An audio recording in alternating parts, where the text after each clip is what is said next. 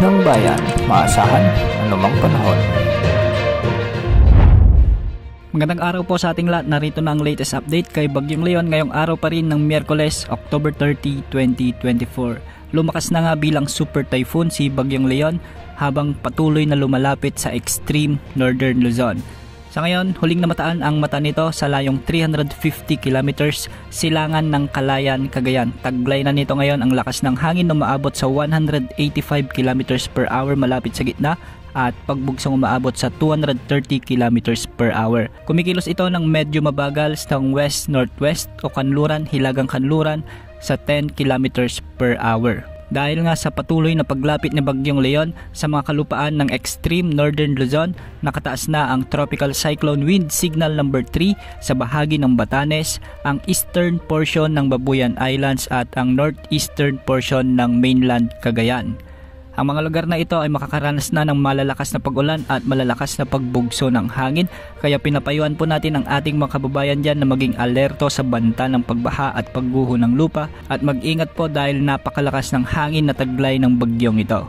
Samantala nakataas naman ang tropical cyclone wind signal number 2 sa nalalabing bahagi ng Babuyan Islands, ang nalalabing bahagi ng mainland Cagayan, ang northern at eastern portions ng Isabela, sa may Apayao, Kalinga, ang northern at eastern portions ng Abra at ang eastern portion ng Mountain Province kasama na ang Ilocos Norte. Samantala nakataas naman ang tropical cyclone wind signal number 1 sa nalalabing bahagi ng Isabela, sa may Quirino, Nueva Vizcaya, ang nalalabing bahagi ng Mountain Province sa may Ifugao, Benguet, ang nalalabing bahagi ng Abra, Ilocos Sur, La Union, Pangasinan, Nueva Ecija, Aurora sa northeastern portion ng Tarlac, ang northern portion ng Bulacan, ang northern portion ng Quezon Province kasama na ang Polillo Islands sa may Camarines Norte, ang northern portion ng Camarines Sur at ang northern at eastern portions ng Catanduanes. Pinapayuhan din natin ang ating mga kababayan sa mga lugar na nasa ilalim ng tropical cyclone wind signal number 2 at signal number 1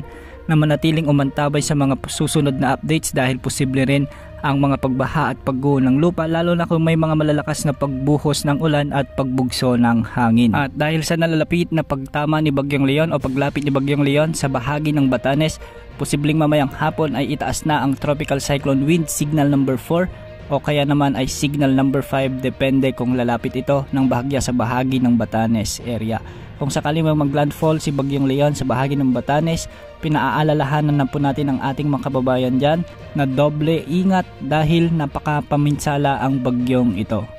Sa kasalukuyan base sa forecast track na ipinalabas ng Pag-asa ay patuloy nakikilos si Bagyong Leon ng northwest o hilagang kanluran hanggang mamayang gabi o hanggang bukas ng umaga bago ito maglandfall sa bahagi ng Batanes o di kaya naman ay sa may Taiwan area. Mapapanatili ni Bagyong Leon ang kanyang lakas bilang super typhoon at posibleng lumakas pa sa mga susunod na oras dahil favorable ang mga karagatang dadaanan ni Bagyong Leon. At sa paglapit ni Bagyong Leon sa bahagi ng Batanes area, posible ang matataas na pag-alon at storm surge. Kaya pinapayuhan natin ang ating mga kababayan doon, lalo na yung mga nakatira sa may coastal areas na laging maging handa lalo na sa pagtaas ng tubig sa paglapit ni Bagyong Leon. Kung sakaling magbago man ang track o bumaba ng bahagya ang track ni Bagyong Leon, posibleng tumama ang sentro o mata nito sa bahagi ng Batanes area bukas ng umaga. Posible namang makalabas si Bagyong Leon sa ating area of responsibility sa araw ng Biyernes ng umaga.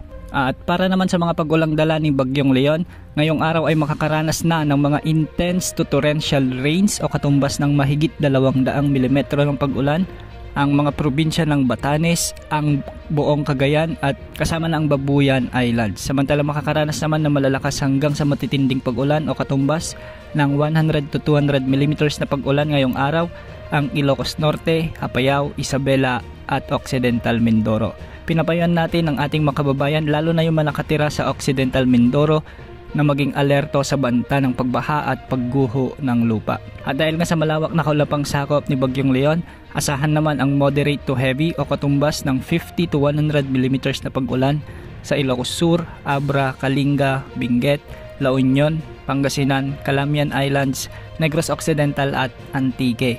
Ang mga lugar ding ito ay pinapayuhang maging alerto sa mga posibilidad ng pagbaha at pagguho ng lupa dahil may mga pabugso-bugsong hangin at pabugso-bugsong malalakas na pag-ulan sa mga nasabing lugar.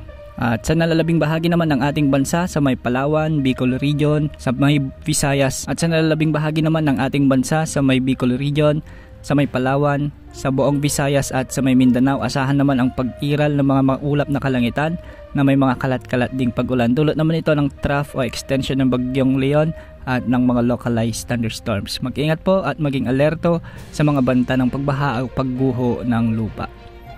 Yan ang latest update sa lagay ng panahon at kay Bagyong Leon. Ito pang weather update ng bayan, maasahan anumang panahon.